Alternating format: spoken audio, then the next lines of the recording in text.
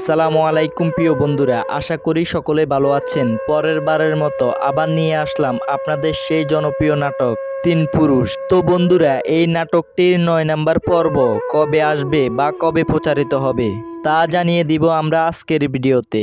আরও জানিয়ে দিব এই নাটকটিতে কি ধামাকা ঘটনাগুলো ঘটতে যাচ্ছে। তো বন্ধুরা, ইদারিং দেখতেছি আপনাদের কাছে ঈগল টিমের প্রত্যেকটি নাটক খুব জনপ্রিয় এবং ঈগল টিমের প্রত্যেকটি নাটক আপনারা সব সময় দেখেন। তো বন্ধুরা, দেখতে দেখতে তিন পুরুষ নাটকটির 8 নাম্বার পর্বটি আমাদের মাঝে রিলিজ হয়ে গেছে। 9 নাম্বার এপিসোডে কি কি ঘটতে যাচ্ছে। তো বন্ধুরা, তিন পুরুষ নাটকটি আপনাদের কাছে কিরকম লেগেছে অবশ্যই কমেন্ট বক্সে বলে যাবেন।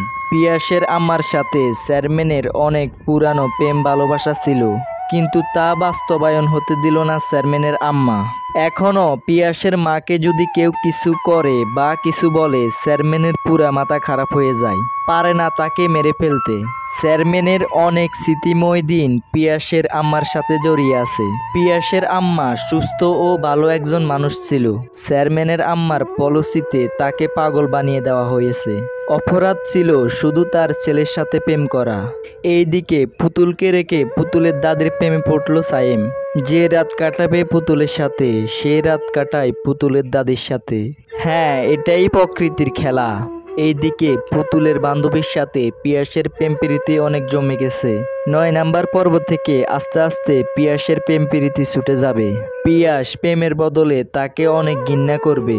ওইদিকে প্যাডের বাচ্চা কিনে বেচা নিয়ে আসে একদল। তো বন্ধুরা, এগুলা নিয়েই 9 নাম্বার পর্বটি গঠিত হয়েছে। এখন আমরা জানিয়ে দিব 9 নাম্বার পর্বটি কবে আসবে।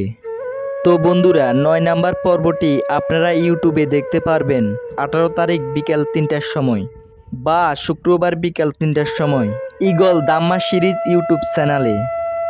ভিডিওটি যদি আপনাদের কাছে ভালো লাগে অবশ্যই আমার চ্যানেলটি সাবস্ক্রাইব করে রাখবেন আর কমেন্টে জানাই যাবেন আপনার মতামত। ধন্যবাদ সবাইকে।